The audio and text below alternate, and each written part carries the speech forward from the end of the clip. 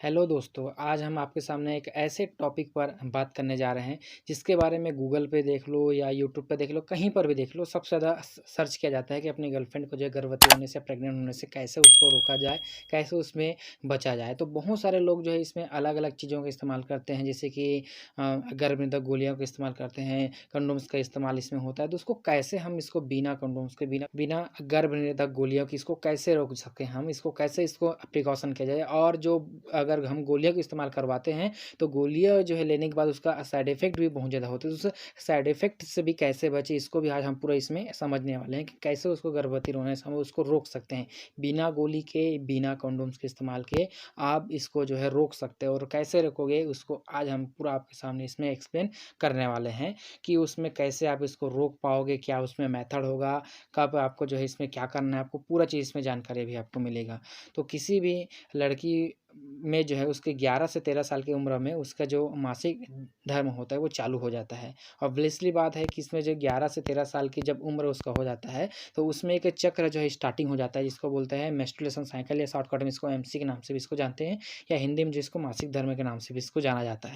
तो इसमें क्या होता है कि उसमें अलग-अलग स्टेजों में जो है वो चलते हैं, और उसमें उसका जो अंदर का शारीरिक चीज़ें रहते हैं, मतलब उसका जो ब्लीडिंग वगैरह होता है वो सारे चीज़ इसमें होते हैं। तो मासिक धर्म की 4 अवस्थाएँ होती है, जो सभी लड़कियों में एक समान होता है। उसमें जितने भी वहाँ पर लड़कियाँ हमारे इस पृथ्वी पर पाए जाते हैं, सभी में एक समान रूप से जो है चलने वाली प्रक्रिया होती है, जो कि 4 इसको फ़ेजेस में बाँट कर रखा गया है। तो पहला इसमें बोलता है रक्तस्राव, है ना?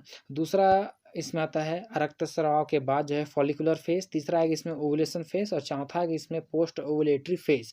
तो इन चारों फ़ेजेस को हम इसमें समझेंगे, और थोड़ा-थोड़ा इसमें समझेंगे, ज़्यादा लंबा इस वीडियो नहीं होगा, है ना? उसके बाद हम पूरा इसमें देखेंगे कैसे उसको हम रोकेंगे। पहला अवस्था है इसमें रक्तस्राव अवस्था। तो ये रक्तस्राव अवस्था क्या होते हैं? तो इस अवस्था में लड़की की योनि से जो है वो क्या निकलेगा, खून निकलता है, जो कि आपके 4 से 5 दिन तक जो है निकलता रहता है, जिसमें उसके कमर से नीचे का भाग जो है बहुत दर्द होता है, और वह खून निकलने के कारण उसमें देखने को मिलता है। दूसरा चीज़ इसमें होता है फॉलिकुलर फेज़ उसका।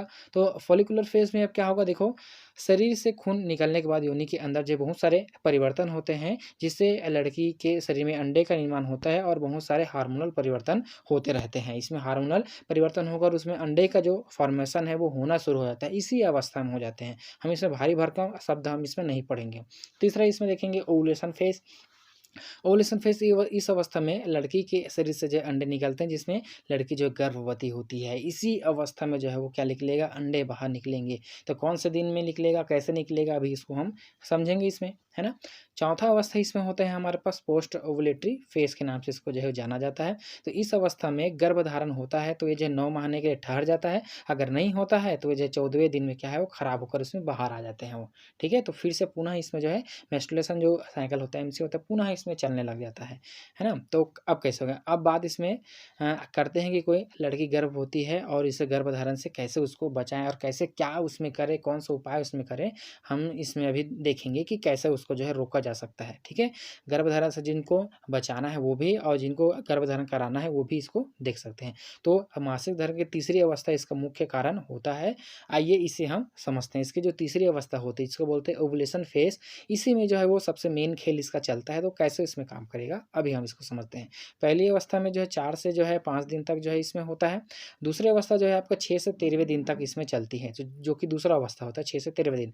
और इनमें से जो है इन अवस्थाओं में अगर कोई सेक्स करता है, तो कोई भी लड़की जो है गर्भधारण नहीं कर सकता है, चाहे वो कितना भी कोशिश कर ले, उसका कोई लाभ नहीं होता है।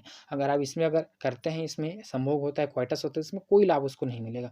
सिर्फ़ 8 दिन कुछ नहीं करना है, फिर आपको पूरे महीने इसमें आप कर सकते हैं, और इसमें वो लड़की कभी भी गर्भधारण नहीं हो सकता है।